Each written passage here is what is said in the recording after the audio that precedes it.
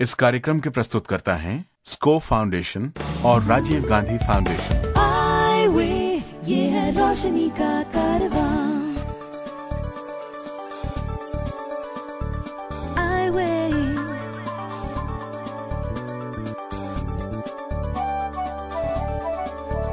ये है रोशनी, रोशनी, रोशनी का कारवां। रोशनी जो करती है अंधेरे को दूर, रोशनी जो लाती है दिल में नूर, रोशनी जो दिखाती है रास्ता। आए वे ये है रोशनी का कारवां। पूरे एक हफ्ते के इंतजार के बाद हमारी इस छोटी सी मुलाकात का वक्त आ ही गया। रोशनी के इस कारवां की हमसफर सलीमा रजा आप सबको आदाब कहती है। वाह वाह, अकेले अकेले हाँ भाई, हम भी पड़े हैं राह में हैं? हम भी तो अपने सुनने वालों को आदाब कहें, सलाम कहें, उनका खैर मकदम करें और इस महफिल को यादगार बनाने की पूरी कोशिश करेंगे हम, बशर्ते ये कि आप इस पूरे सफर में हमारे साथ हों। देखो अर्शद, हमारा रिश्ता एक लिसनर और होस्ट का तो है नहीं भाई। मैं तो कहती हूँ कि ये प्रोग्राम हमारा है और हम सबको अपना अपना रोल अदा करना है। बिल्कुल सही। जैसा हम लोग पूरे हफ्ते मतलब गली गली की खाक छान कर, लोगों से मिलकर इतनी सारी इन्फॉर्मेशन इकट्ठा करते हैं, इसी तरह हमारे सुनने वालों को भी चाहिए कि वो अपनी आसपास की दुनिया में से हमें आगाह करते रहें। और इसमें कोई शक नहीं है कि आप सुनने वालों ने बढ़ चढ़कर हिस्सा लिया है हमारे इस प्रोग्राम। लेकिन भाई हम इसके लिए आपका शुक्रिया अदा बिल्कुल नहीं करने वाले। अच्छा, क्यों? इसलिए कि ये जो आपस की दूरी है ना वो और बढ़ जाती है। अच्छा, अरे ये क्या बात हुई कि मैं बोले ही चला जा रहा हूँ। सलीम, आप बताती क्यों नहीं कि आज आप हमारी मुलाकात किस शख्सियत से करवाने वाली हैं? अरे बोलूं तब जब तुम मौका दो। मैं तो अच्छा खैर चलो, अब मौका मिल गया। हाँ तो listeners, today we have mister A.K. Mittal with us, head of regional centre of NIVH Chennai, और इनके साथ बात कर रहे होंगे हमारे अपने जॉर्ज इब्राहिम। नमस्कार मित्तल साहब, दृष्टिहीन लोगों के पुनर्वास के कार्य क्षेत्र में आपने लगभग 3.5 दशक से आप काम कर रहे हैं। हम चाहेंगे कि आपके अनुभव पे बेस्ड ये जो 3.5 दशक है, 1970 से लेके आज तक जो चेंजेस आए हैं, जो प्रोग्रेस हुआ है इस क्षेत्र में, हम चाहेंगे कि आप उसके बारे में कुछ रोशनी हमारे दर्शकों के लिए करें। आपका जो ये प्रश्न है प्रगति के संबंध में, इसको 2 तरह से देखा जा सकता है। पहले तो प्रोग्राम्स और फैसिलिटीज़ के पॉइंट ऑफ व्यू से, तो इसमें अगर प्रोग्राम्स और फैसिलिटीज़ की हम बात करें तो पिछले 35 वर्ष से जब से मैं इस कार्य क्षेत्र में हूँ, जो परिवर्तन आया है उसको हम एक तरह से बिल्कुल रेवोल्यूशनरी कह सकते हैं। हम याद करते हैं वो समय जब ब्लाइंड बच्चों को रेगुलर स्कूल्स में प्रवेश करना एक बहुत कल्पना की सी बात लगती थी और बहुत स्ट्रगल करना पड़ता था, पर आज वो बहुत सरल हो गया है। उसमें अभी भी दूसरी प्रकार की कठिनाइयां हैं, पर आज ये बहुत आसानी से संभव हो रहा है। तो फैसिलिटीज़ की बात है, फैसिलिटीज़ भी बहुत बढ़ी हैं। दूसरी ओर प्रश्न जो और भी महत्वपूर्ण है वो एटीट्यूड, सोशल एटीट्यूड, समाज का जो दृष्टिकोण है उसमें भी बहुत परिवर्तन आया है। हालांकि परिवर्तन धीमा है, परंतु आज आप देखिए मीडिया की तरफ से देखिए, जो कवरेज है डिसेबिलिटीज़ इश्यूज़ का पहले के मुकाबले कहीं ज़्यादा है। जो पब्लिक का परसेप्शन डिसेबिलिटी के बारे में है उसमें भी धीरे धीरे पॉजिटिव चेंज होने लग गया है। मित्तल साहब, आप हमारे सुनने वाले को प्लीज़ बताइए, ये NIVH या national institute for visually handicap के जो उद्देश्य क्या है और इनके मुख्य कार्यक्रम क्या है? भारत सरकार की ओर से ये नेशनल इंस्टीट्यूट, जिसे हम संक्षेप में NIVH कहते हैं, देहरादून में स्थापित किया गया है। वैसे तो काफ़ी पहले से इस इंस्टीट्यूट की अलग अलग इकाइयाँ कार्य कर रही थी, परंतु जुलाई 1979 में ये इंस्टीट्यूट बना और इसके बहुत व्यापक कार्यक्रम हैं। शिक्षा के क्षेत्र में, पुनर्वास के क्षेत्र में, मटेरियल डेवलपमेंट के क्षेत्र में, पब्लिक एजुकेशन के बारे में, इंफॉर्मेशन डिसेमिनेशन के बारे में। इस इंस्टीट्यूट के देहरादून से बाहर भी केंद्र बन गए हैं। उदाहरण के लिए हमारा केंद्र है जो दक्षिण के लिए है, चेन्नई में कार्य करता है। फिर पूर्व में एक चैप्टर बनाया गया है कलकत्ता में, और हैदराबाद में भी हमारा एक छोटा सा चैप्टर कार्य करता है। 1970s में साई परांजपे जी ने बनाई थी फिल्म स्पर्श, और सुनने में आया है कि जो नसीरुद्दीन शाह साहब का जो रोल है वो आपके ऊपर मॉडल किया था।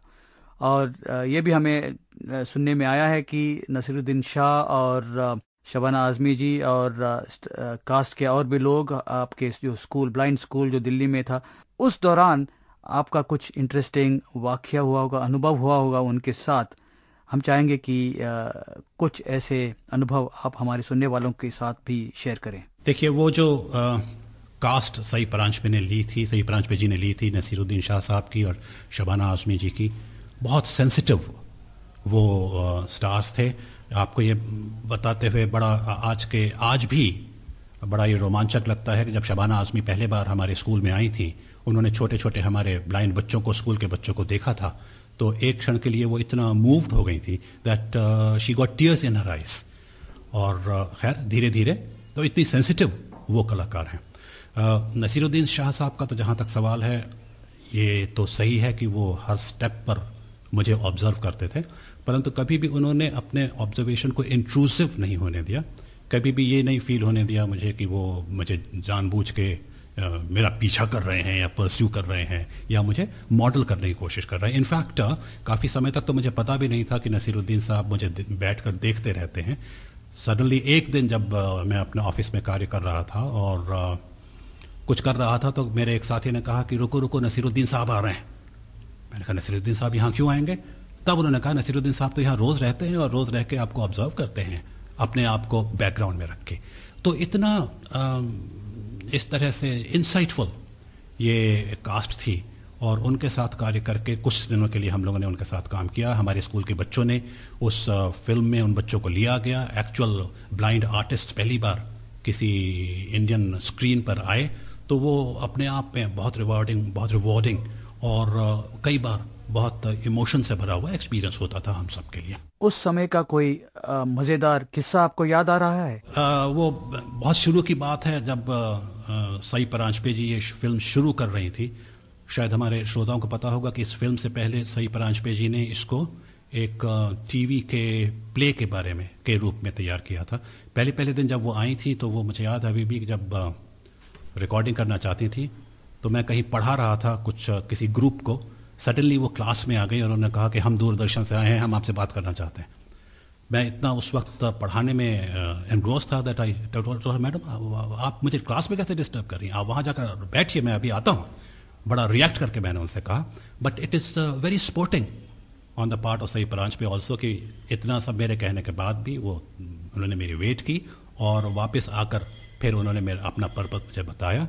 और शायद मेरा इनिशियल जो ये स्पॉन्टेनियस रिएक्शन हुआ, इसको उन्होंने एक दो जगह अपने फिल्म में भी अलग अलग सिचुएशंस में प्रेजेंट भी किया। मित्तल साहब, आपने दृष्टिहीन पुनर्वास के क्षेत्र में काफ़ी कुछ काम किया है, आप बहुत ही बिजी आदमी हैं, पर हम जानना चाहेंगे कि काम के अलावा आपके शौक क्या हैं? पढ़ाई हो या खेल में हो, आपके इंटरेस्ट, हॉबीज़ क्या हैं? पर्सनल शौक कई हैं। रीडिंग, ख़ासतौर से ब्रेल रीडिंग मेरी बहुत पुरानी हॉबी रही है। जब से मैं 14-15 साल का था, तब से रीडर्स डाइजेस्ट पढ़ता था और फिर दूसरी ब्रेल की मैगजीन्स पढ़ता था, ब्रेल की बहुत सी बुक्स पढ़ता था, और उसके साथ साथ रेडियो सुनना मेरा बहुत पुराना शौक़ रहा है। आजकल तो इतना रेडियो का नहीं हो पाता था, बट शुरू में केवल हिंदुस्तान के स्टेशंस नहीं बल्कि बाहर के भी जितने स्टेशंस हम कवर कर पाते थे अपने रेडियो पर, उन सब को सुनना मेरा एक रेगुलर हैबिट हुआ करता था।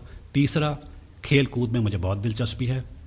खुद तो खेलने का खैर मौका नहीं मिला हमारे टाइम में, जॉर्ज एब्राहम साहब तब तक आए नहीं थे, तो हम क्रिकेट खेलने का उस ज़माने में सोच नहीं सकते थे, परंतु क्रिकेट और दूसरे स्पोर्ट्स को फॉलो करना रेडियो के थ्रू, डिस्क्रिप्शन से, कमेंट्री से, वो अपने आप में एक बहुत बड़ा और एंटरटेनिंग एक्सपीरियंस रहता था।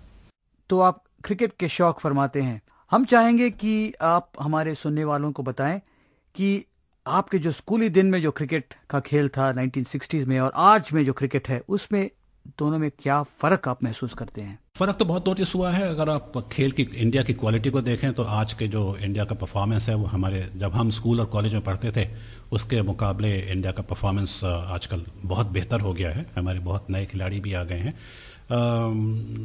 अफसोस ज़रा ये है कि अब टेलीविज़न पर ज़्यादा कवरेज होने लग गया है, ज़्यादा फोकस क्रिकेट के टेलीविज़न कवरेज पर हो गया है। कॉरस्पॉन्डिंगली रेडियो पर उस प्रकार का कवरेज नहीं हो पाता है, जो हमारे लिए थोड़ा डिसएडवांटेज होता है। बट ठीक है, समय बीतने के साथ साथ चेंजेस होना तो इनएविटेबल। मित्तल साहब, आप हमारे कार्यक्रम में आए, बहुत बहुत शुक्रिया। आपका बहुत बहुत धन्यवाद।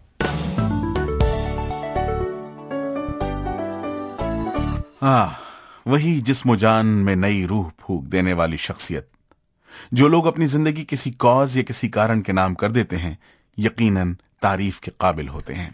वैसे भी हर इंसान की जिंदगी में कोई ना कोई एम, कोई ना कोई मकसद तो जरूर होना चाहिए ना। बेशक, क्योंकि a man without aim is like a ship without a rudder. फिलहाल नंदिता दास हमें बता रही हैं। किसके बारे में बता रही हैं? लीजिए, आप खुद उनसे सुनिए। आज मैं आपको बताऊंगी विख्यात लेखक वेद मेहता के बारे में। सन 1934 में पाकिस्तान के लाहौर शहर में उनका जन्म हुआ था। ये बात देश के विभाजन से पहले की है। अपने चौथे जन्मदिन से कुछ महीने पहले ही उन्हें सेरेब्रोस्पाइनल मेनिंजाइटिस हुआ। इस बीमारी की वजह से वे दृष्टि खो बैठे। दृष्टिहीनता के बावजूद उन्होंने पढ़ाई जारी रखी। वे अमेरिका गए और वहां कैलिफोर्निया के पोमोना कॉलेज से बीए और एमए की परीक्षाएं पास की। वेद मेहता को अपने छात्र जीवन से ही लिखने का शौक था। 20 साल की उम्र में उनकी फेस टू फेस पुस्तक प्रकाशित हुई। ये आत्मकथात्मक यानी ऑटोबायोग्राफिकल रचना थी। भारत में एवं अन्य देशों में वो काफी लोकप्रिय रही। वेद मेहता ब्रिटिश, अमरीकी और भारतीय अखबारों एवं पत्रिकाओं के लिए कहानियां और लेख लिखते रहे हैं। दर्शन शास्त्र, इतिहास, धर्मशास्त्र और भाषा विज्ञान जैसे विषयों पर उन्होंने काफी लिखा है। वे न्यूयॉर्कर नामक प्रतिष्ठित अमरीकी पत्रिका के संपादन मंडल में भी काम कर चुके हैं। बहुत सारे सम्मान प्राप्त वेद मेहता ने पत्रकारिता की अपनी एक अनोखी शैली विकसित की है। इन दिनों वो न्यूयॉर्क के मैनहट्टन में अपनी पत्नी और 2 बच्चों के साथ रहते हैं। लेखन कार्य में व्यस्त रहते हैं, किसी भी सामाजिक व्यक्ति की तरह। वेद मेहता के बारे में हमें बता रही थी नंदिता दास। अपने सभी सुनने वालों को बता दूं कि आप सुन रहे हैं आई वे, ये है रोशनी का कारवां। कुछ बहुत ही इंपॉर्टेंट और रेलेवेंट इंफॉर्मेशन दे रही हैं अनुपम आहूजा, जो कि काम कर रही हैं एनसीईआरटी के टीचर्स एजुकेशन डिपार्टमेंट में। She has special interest in the issue of inclusive education. Anupam ji, सबसे पहले तो हम आपसे ये पूछना चाहेंगे कि दृष्टिहीन बच्चों के लिए, उनकी शिक्षा के लिए क्या व्यवस्था है हमारे देश में? विकलांगता को एक तरह से अब उस पे ये नहीं समझें कि अब हम कुछ नहीं, इस बच्चे के लिए कुछ नहीं है आगे। गवर्नमेंट बहुत सालों से इस चीज़ पे गौर कर रही है कि ये बच्चे बाकी बच्चों के साथ हमारे देश के सिटीजन्स हैं और लीगली भी एक पर्सन्स विद डिसेबिलिटी एक्ट है जो अब 10 साल से ऊपर हो गए हैं। सो इसलिए मैं कह रही हूँ कि अब तो बहुत ज़्यादा फोकस है गवर्नमेंट का इस चीज़ पे कि ये बच्चे बाकी बच्चों के साथ आम स्कूल में जाकर शिक्षा ग्रहण कर सकें और जैसे बाकी बच्चे सीखते हैं उनके साथ बैठकर एक ही क्लास में न केवल शिक्षा स्कूल आए, लेकिन बाकी बच्चों की तरह कंपटीशन में, हर खेल में, पढ़ाई में कदम से कदम मिला के बाकी बच्चों के साथ नौकरी तक चले।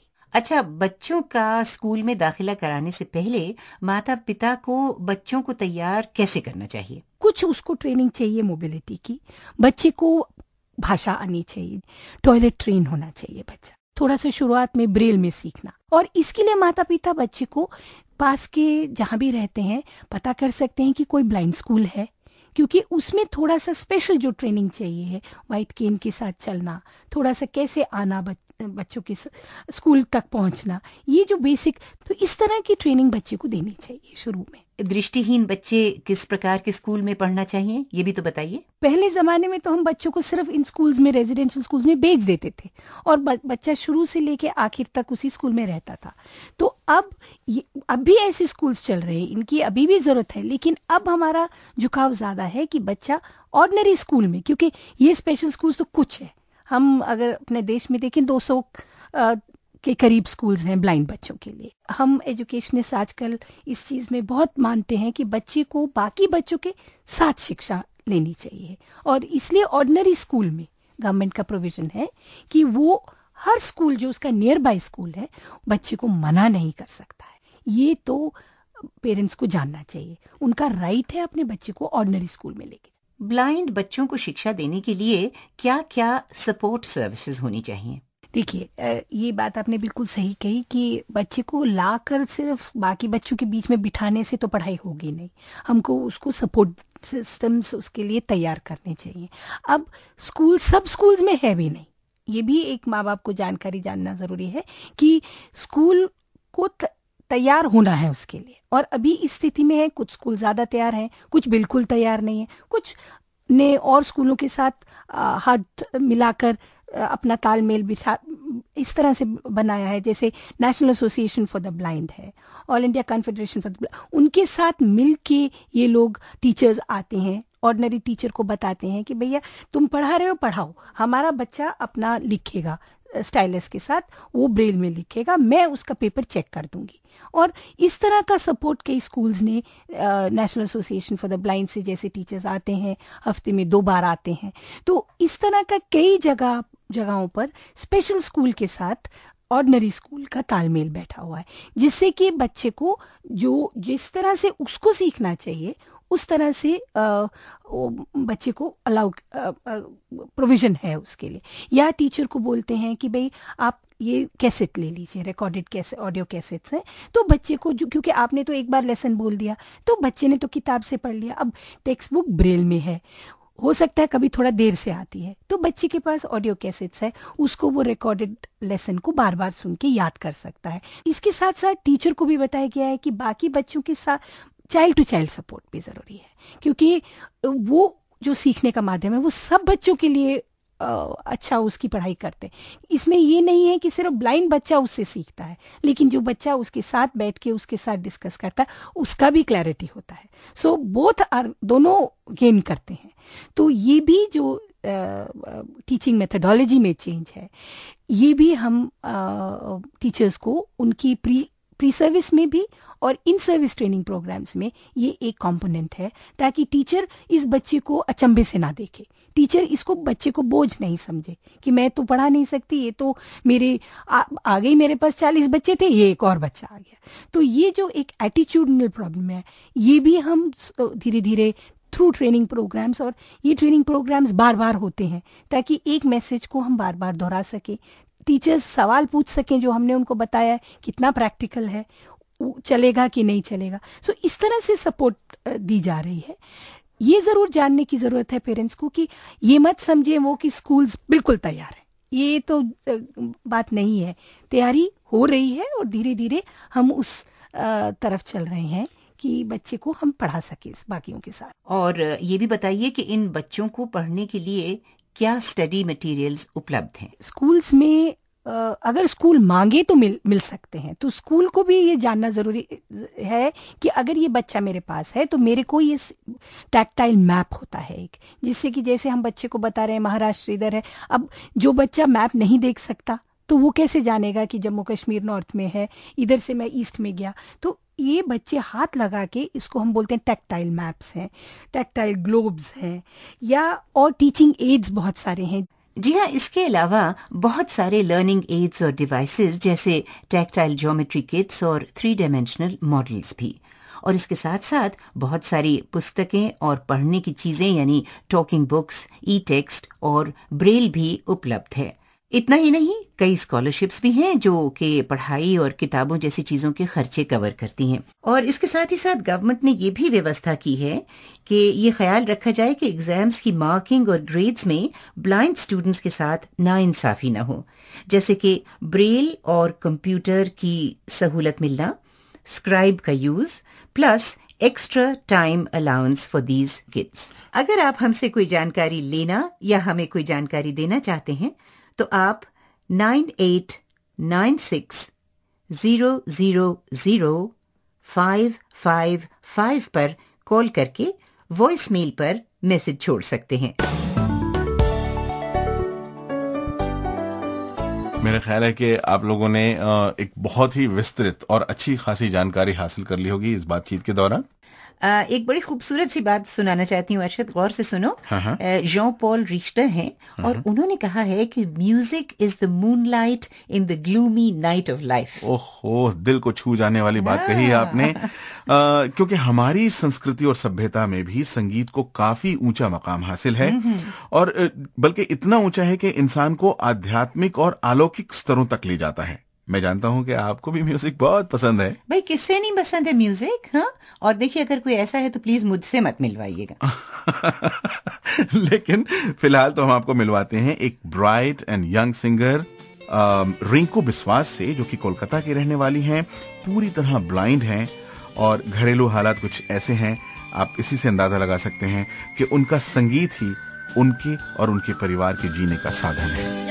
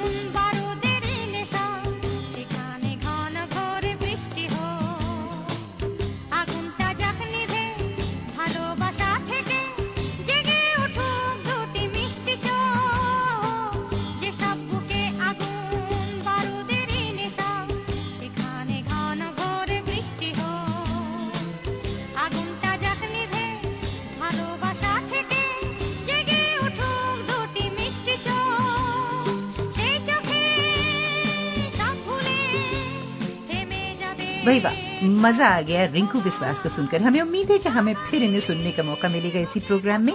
और अरशद, अब आइए मिथ्स एंड फैक्ट्स के ऊपर, यानी सच या झूठ। देखिए, ये बड़ी आम धारणा है लोगों की कि using a computer damages a child's eyes, है ना? अच्छा, अब आप बताइए कि ये सच है या झूठ है? नहीं, देखिए, ये सच नहीं है। होता यह है कि जब आप बहुत देर तक लगातार स्क्रीन को देखते रहते हैं ना, तो आप अपनी पलकें कम झपकते हैं। हाँ, that's right, you blink your eyes less than normal.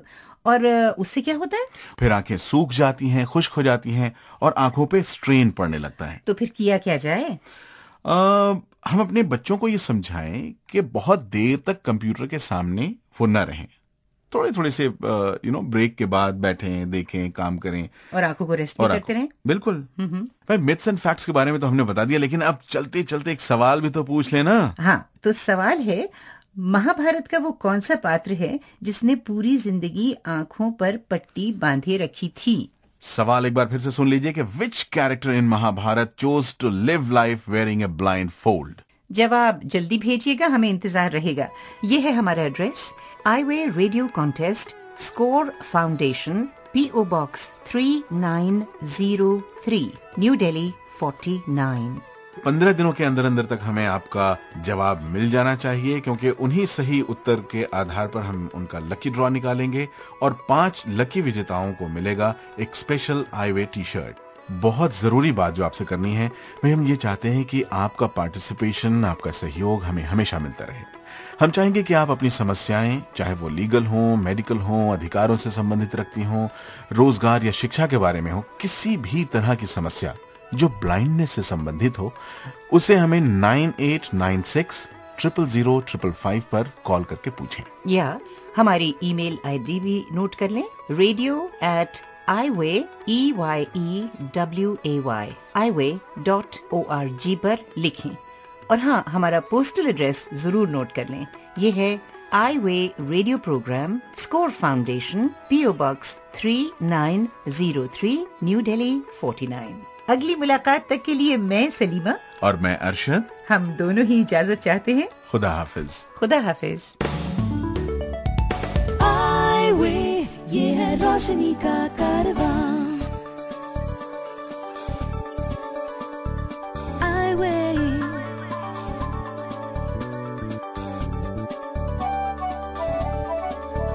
ये है रोशनी, रोशनी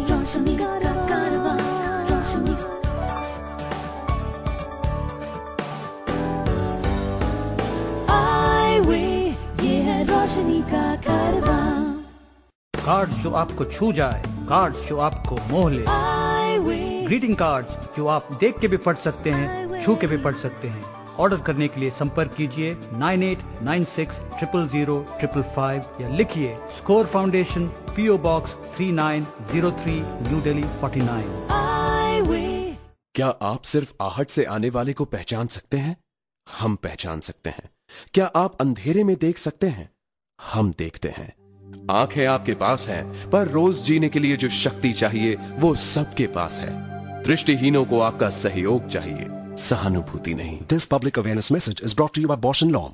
कार्ड्स जो आपको छू जाए, कार्ड्स जो आपको मोह ले, ग्रीटिंग कार्ड्स जो आप देख के भी पढ़ सकते हैं, छू के भी पढ़ सकते हैं।